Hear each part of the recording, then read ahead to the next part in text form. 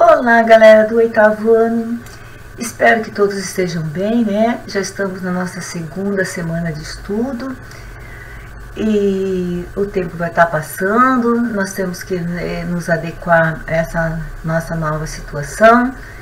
Então, vamos começar hoje com Revolução Francesa, tá? Antes, porém, eu quero que vocês peguem a apostila de vocês lá na página 41, tá? Peguem lá, eu já vou colocar uma imagem aqui para vocês, tem tudo a ver, que eu achei ótima essa imagem, tá? Vou colocar para vocês essa imagem, que é a Revolução Francesa, tá? O conteúdo que iremos ver hoje é a Revolução Francesa, como eu já falei para vocês. Antes, porém, eu queria que vocês pegassem a apostila lá na página 41, ok? Logo no início tem uma questão que eu gostaria que fizéssemos juntos, pois esse conteúdo foi dado e será apenas uma revisão para nós continuarmos nosso assunto, né, de hoje, que é Revolução Francesa, como eu já falei para vocês, tá? E é para relembrar, tá? Não sei se vocês ainda estão lembrados que os filósofos iluministas, eles defendiam governos em que a participação do povo pudesse ocorrer, tá? Eles queriam que o povo participasse. A monarquia moderada era defendida por Montesquieu, e Rousseau também defendeu, né, numa famosa obra dele, suas obras à República, tá? Então a pergunta é a seguinte: o movimento iluminista defendia o uso da razão e a liberdade em todos os setores da sociedade. Em termos políticos, o que defendiam os filósofos franceses? Eu acabei de falar para vocês, mas eu vou dar de presentinho para vocês, né? Porque eu estou com saudades, então eu vou dar esse presentinho para vocês. Eu vou digitar para vocês, ok? Os filósofos iluministas defendiam governos em que a participação do povo pudesse ocorrer. A monarquia moderada era defendida por Montesquieu, ok? Rousseau defendeu também as suas obras, ok? Antes de eu começar o conteúdo, eu vou passar para vocês o que nós vamos ver hoje, tá? Nós vamos estudar a França de Luís XVI, nós vamos estudar os Estados Gerais, nós vamos também ver a Assembleia Nacional Constituinte e a Convenção Nacional, ok? Então vamos primeiro falar sobre a divisão, né? A divisão da sociedade da França. Eu até coloquei também uma imagem para vocês, né? Para vocês só irem seguindo, tá? Sobre a sociedade, sobre a divisão da sociedade francesa. A sociedade francesa era dividida em estados, classes sociais, segmentos definidos pelo nascimento e quase não apresentava mobilidade social. Então, assim, você nasceu rico, você vai ser sempre rico. Você nasceu pobre, você vai ser sempre pobre, tá? Então, isso é mobilidade social. Então, assim, eles eram definidos pelo nascimento e quase não apresentavam mobilidade social, né? O que é? Eles nunca irão mudar de nível social, tá? Nunca. A pessoa daí não tem a possibilidade de prosperar, de atingir uma classe social mais elevada nessa pirâmide que vocês estão vendo aí, tá? Veja bem, lá em cima quem é que fica? O primeiro estado, o segundo estado e o terceiro estado. Essa era a divisão da sociedade da sociedade francesa, tá? Quem que fazia parte então do primeiro estado? Vamos lá. O primeiro estado era formado pelos membros do clero. O segundo estado, pelos membros da nobreza, tá? Vocês estão vendo aí, na imagem que eu coloquei para vocês. Quem fazia parte do primeiro e segundo estados eram privilegiados. Com a isenção de impostos, eles recebiam pensões reais e ainda não trabalhavam. Olha que folga, gente. Era uma vida muito boa. O terceiro estado era composto de todos aqueles que não pertenciam ao clero e nem à nobreza. Ou seja, quem fazia parte era a burguesia. A população urbana pobre, os camponeses, tá? Esses é que faziam parte do terceiro estado.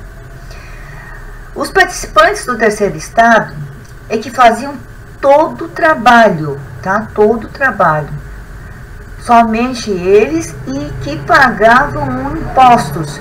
Além de eles trabalharem muito, era o terceiro estado que pagavam impostos para sustentar, tá? O primeiro e o segundo estado, ok?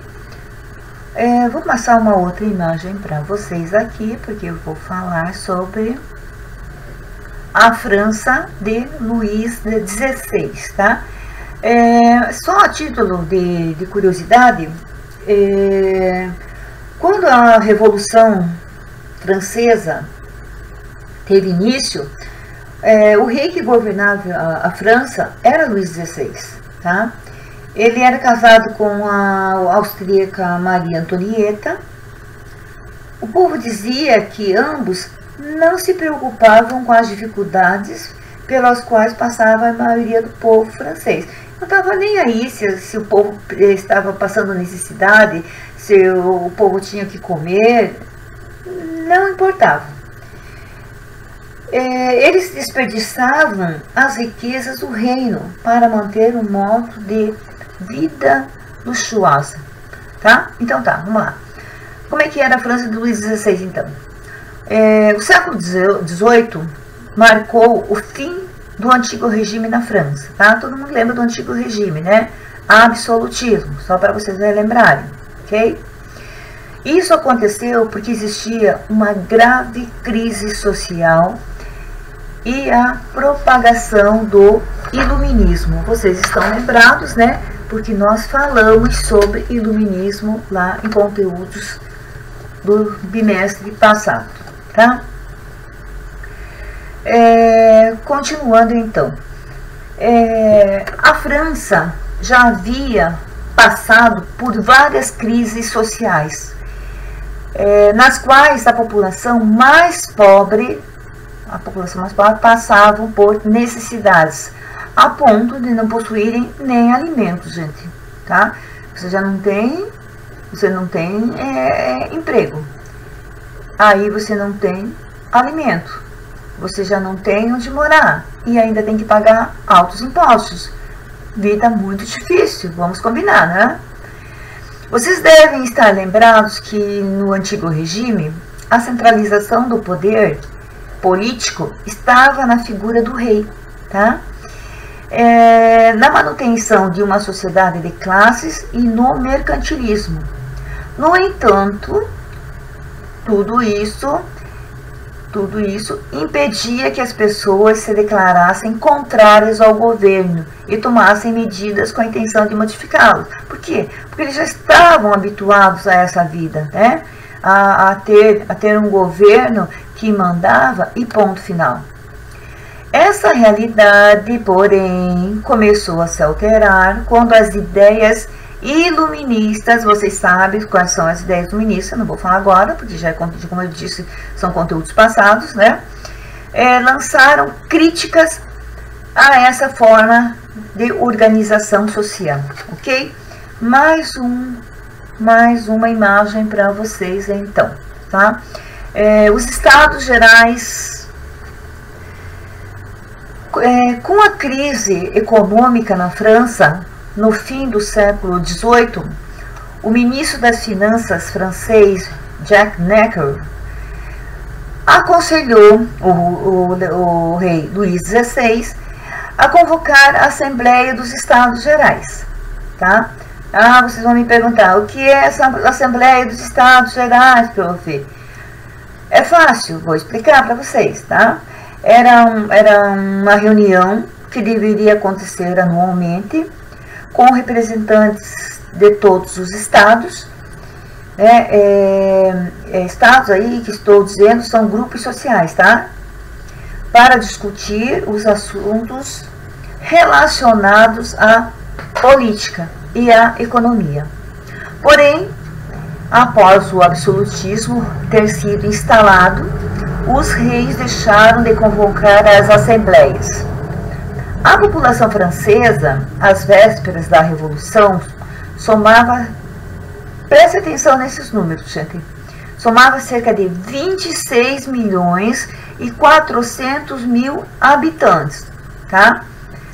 Aquele primeiro estado que eu falei para vocês, né? 100 mil faziam parte desse primeiro estado, 100 mil habitantes, tá? No segundo estado, 300 mil habitantes.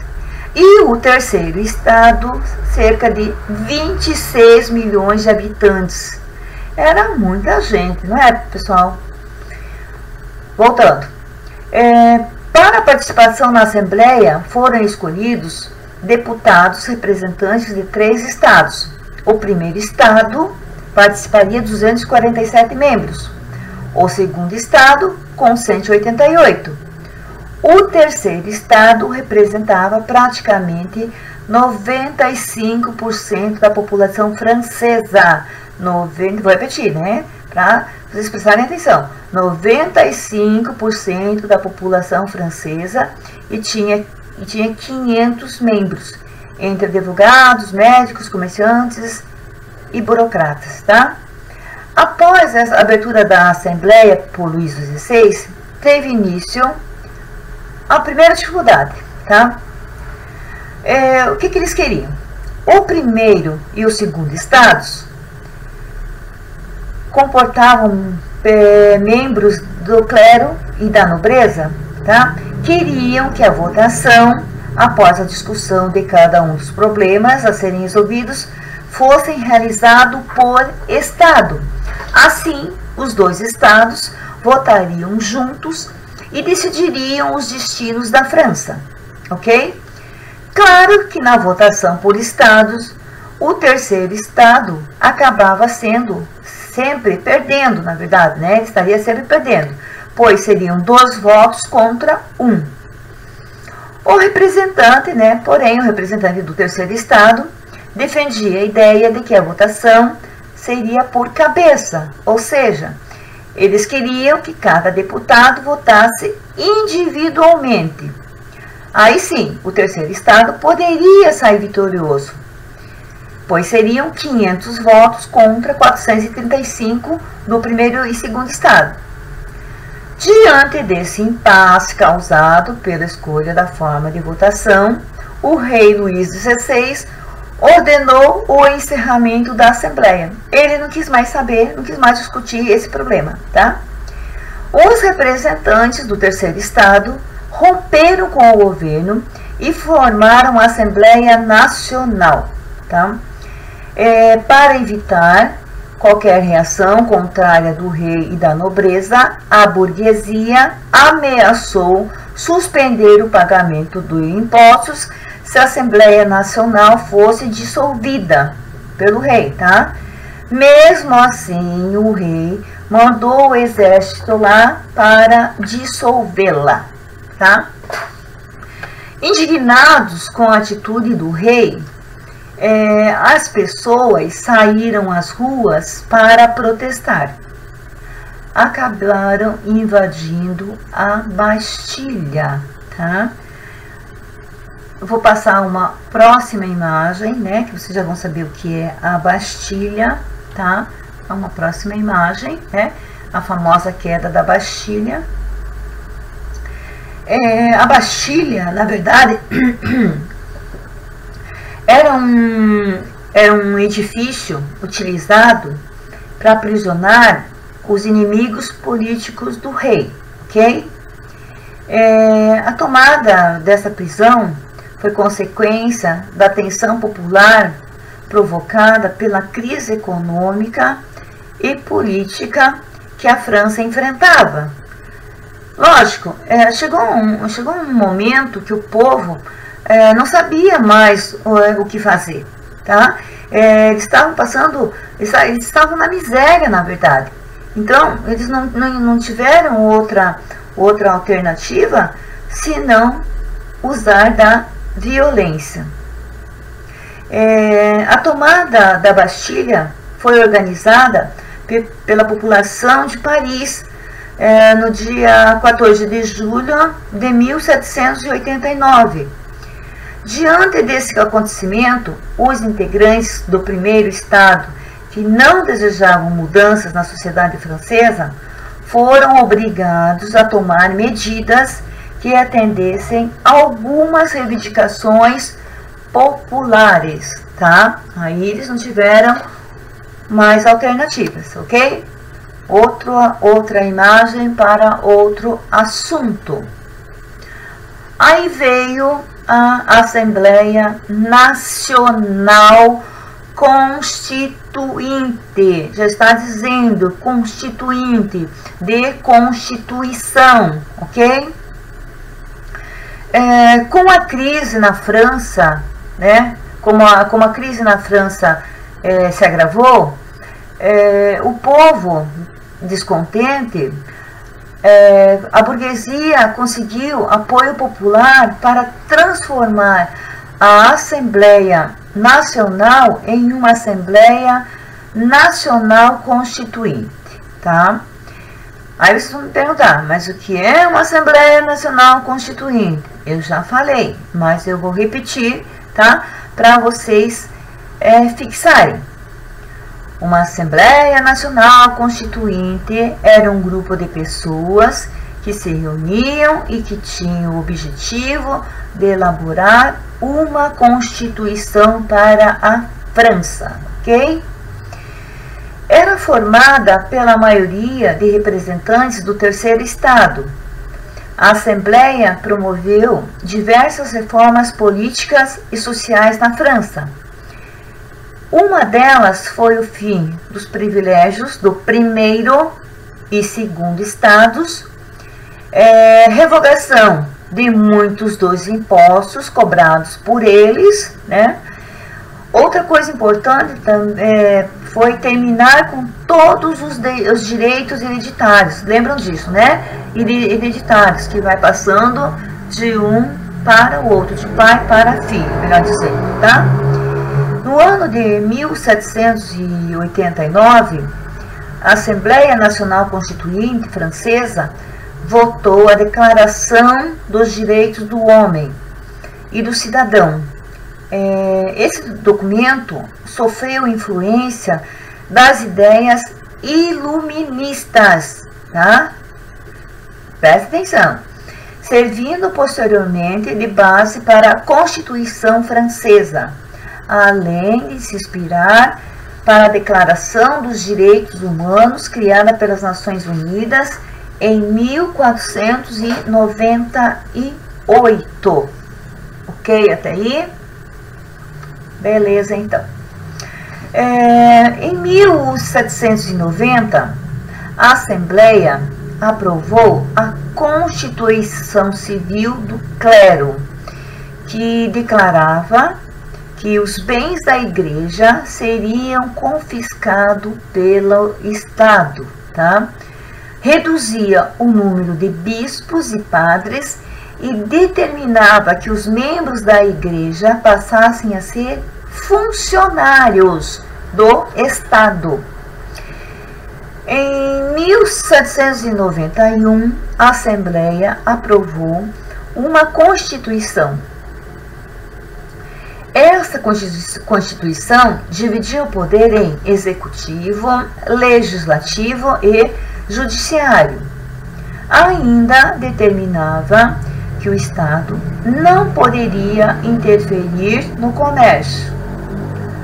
O voto estabelecido era o censitário. Nós já falamos, vocês conhecem essa palavra que eu já falei para vocês, né, tempos atrás aí, mas eu vou repetir para vocês fixarem.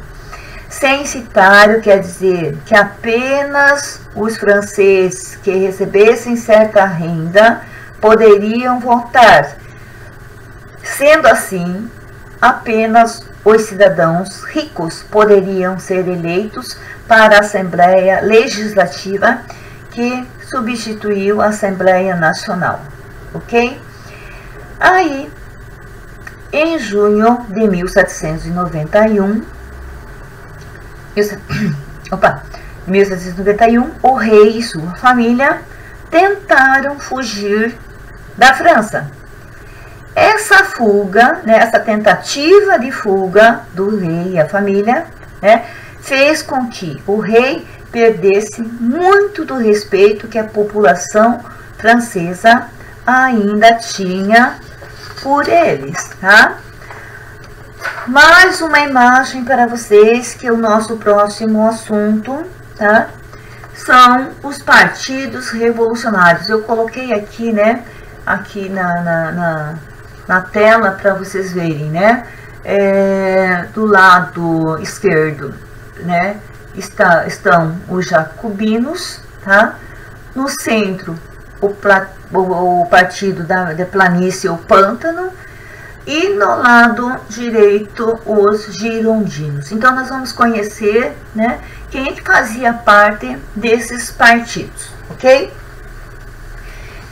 A Assembleia, que se formou na França, conseguiu efetivar muitas mudanças na política e na sociedade francesa.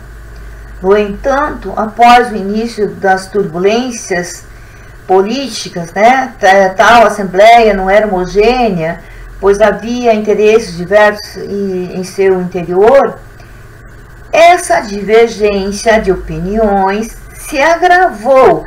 Eles não conseguiram entrar no consenso, tá? E após a aprovação da Constituição, quando a Assembleia se dividiu em grupos ou facções políticas, tá? Os girondinos. Quem eram os girondinos? Os girondinos eram os representantes da alta burguesia. Tinham uma postura moderada, procuravam evitar conquistas populares mais radicais e defendiam a manutenção do regime monárquico. Eles queriam que continuasse o regime de monarquia constitucional, tá? Monarquia constitucional. Seus representantes defendiam um governo descentralizado e liberdade total de comércio. Já os jacobinos, formados pela baixa burguesia e pelos trabalhadores urbanos, como os sans-culottes, tinham uma postura mais radical. Desejavam a transformação mais profunda para a França, como o fim da monarquia e a implantação de uma república. Então, assim, eles eram radicais. Eles não queriam meio termo, tá? O que eles queriam? Eles queriam, então, que houvesse a república. Eles queriam a implantação de uma república. Defendiam ainda um governo forte e centralizado em Paris e a atuação do Estado no controle da economia. Eles formavam o Partido da Montanha. Havia ainda um terceiro grupo, denominado Partido da Planície ou Pântano, né? Tanto faz, que mantinha uma posição de centro. Ora apoiavam os jacobinos, ora votando com os girondinos, ok? Os jacobinos sentavam-se à esquerda na Assembleia Legislativa, enquanto os girondinos, de postura mais moderada, sentavam-se à direita. Os termos que a gente ouve, né? Eles são de direita, eles são de esquerda, né? É justamente, nós retomamos lá da época da Revolução Francesa. Os termos direita e esquerda, utilizados para designar respectivamente os partidos capitalistas e socialistas, estão relacionados a esses grupos envolvidos na Revolução Francesa. Enquanto ocorriam debates entre jacobinos e girondinos, a população francesa mais pobre começou a perceber que as mudanças que estavam sendo realizadas, embora tenham conseguido acabar com o absolutismo, não os beneficiavam realmente. A Constituição Francesa, por exemplo, ao instituir o voto censitário, excluía a grande maioria da população do processo político. Esse povo começou a se organizar em uma série de grupos cujo objetivo era exigir mudanças que também o beneficiassem. Lógico, eles queriam que todos tivessem os mesmos direitos e não só determinados grupos, tá?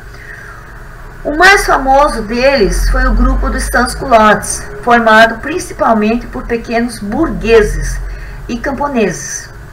Uma de suas principais reivindicações, na verdade, era o sufrágio universal masculino, e por sua postura política radical, os sans-culottes acabaram se aproximando dos jacobinos, ok?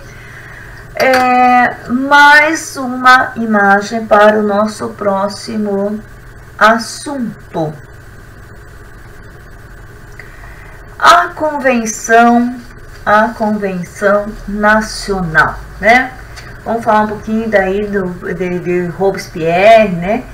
Qual a importância que ele teve na Revolução Francesa. Enquanto todos esses acontecimentos tinham lugar na França, outras monarquias europeias começaram a se preocupar que algo semelhante pudesse acontecer também em seus territórios. Havia pessoas descontentes com a desigualdade social que era característica lá do antigo regime, ok? Parte da nobreza francesa foi procurar asilo na Áustria e na Prússia.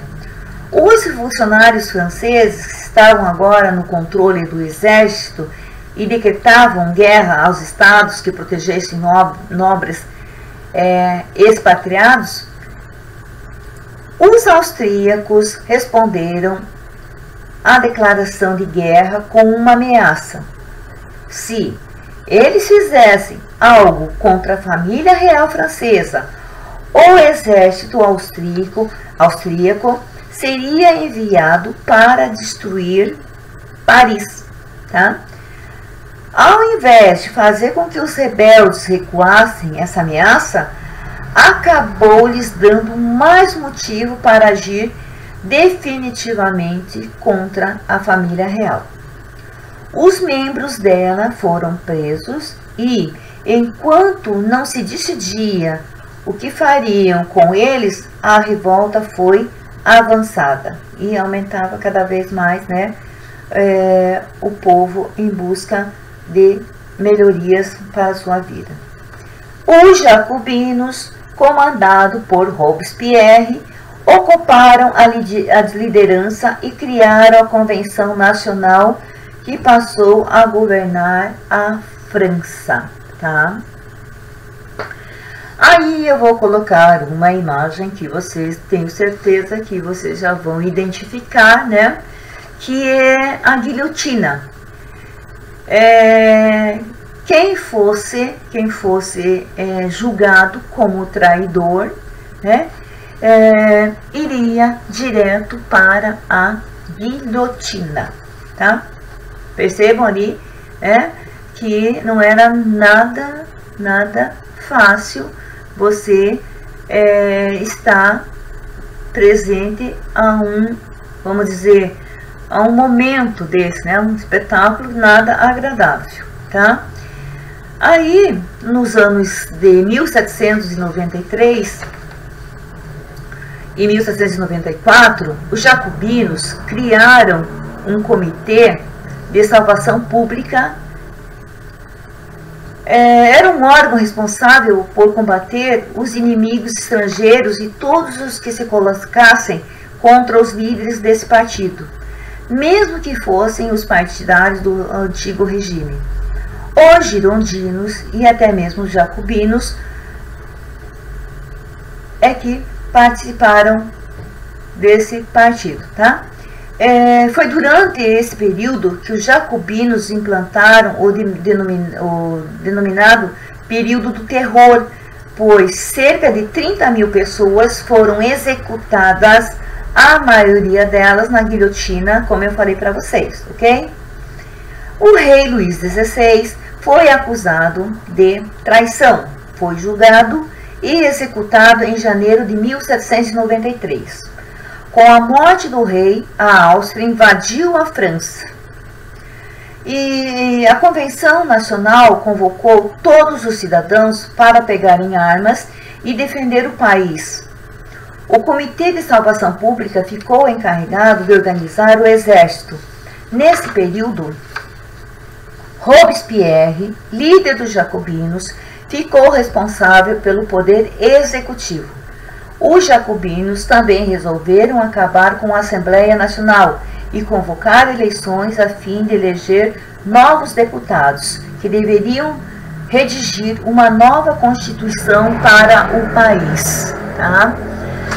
A aprovação dessa Constituição republicana para a França foi feita no ano de 1793.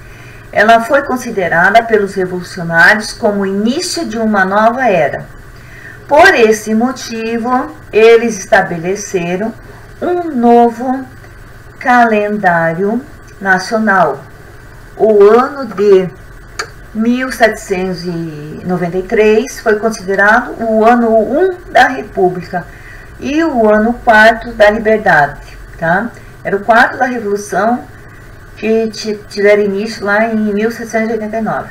Todos os meses tiveram seus nomes modificados, relacionando-se às estações do ano e às atividades agrícolas desenvolvidas na França. Aí, né, aconteceu disputas internas no partido jacobino, tá? No auge do período do terror, alguns integrantes do Partido Jacobino defenderam o fim das execuções públicas, redirecionando as preocupações às mudanças urgentes de que a França necessitava. Diante das divergências presentes entre os líderes do Partido Jacobinos, o poder desse partido enfraqueceu e deu oportunidade para que os girondinos voltassem ao ataque. A violência que imprimiu contra seus adversários políticos fez com que Robespierre fosse aos poucos perdendo todo o apoio que tinha quando assumiu o poder. Foi muito violento, né? As ações de Robespierre foram extremamente violentas. No dia 28 de julho de 1794, ou 9 do Termidor, de acordo com o calendário republicano, Robespierre foi preso pelos girondinos. No dia seguinte, ele foi executado na guilhotina, ok? Aí nós vamos ver sobre o diretório, né? Eu quero o diretório. A grande violência do período do terror gerou uma oposição aos jacobinos, né? Os girondinos aproveitaram da situação e em 1794 articularam-se e deram um golpe que tirou os jacobinos do poder, conhecido como reação termidoriana, por ter ocorrido no mês Termidor, de acordo com o novo calendário, aquele que eu falei para vocês, né, que mudou totalmente os nomes. Os girondinos organizaram então um grupo de governo, no qual era maioria, chamado de diretório. Todos os clubes jacobinos foram fechados. Durante esse período, a Constituição de 1793, aprovada pelos jacobinos, foi suprimida e um novo documento foi elaborado, a chamada Constituição do ano 3, terceiro ano de República. Segundo essa nova Constituição, o poder executivo seria composto de deputados eleitos por voto censitário, que vocês já sabem o que significa, e formariam duas câmaras, o Conselho de 500 e o Conselho dos Anciãos. A instabilidade política levou os girondinos a pensar em um governante com liderança a respeito por toda a população francesa. Esse líder, evidentemente, deveria representar os interesses da alta burguesia. Tá? O consulado. No consulado, o poder executivo na França foi entregue a 3 cônsules, por isso consulado, vem de cônsules: Napoleão Bonaparte, o abade Sieyès e o general Duco. Napoleão era o primeiro cônsul e detinha o maior poder entre os 3 governantes. Já em 1802, Napoleão foi proclamado primeiro cônsul vitalício. Sabe o que é vitalício, né? Que só sai depois que morrer do cargo, com direito a nomear seu sucessor.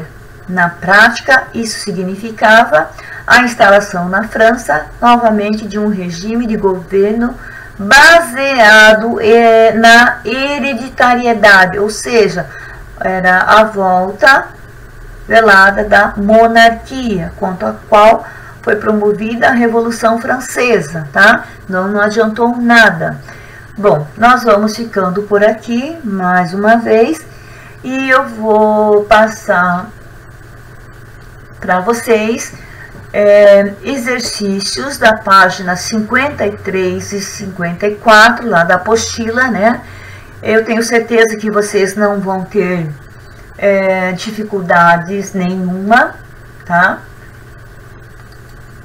Porque qualquer coisa vocês podem consultar a apostila. Devo dizer que ainda continuo com saudade de vocês.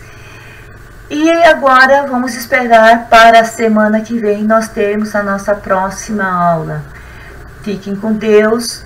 Deus abençoe vocês todos. Beijos, beijos, beijos, tá? Tchau, tchau, galera.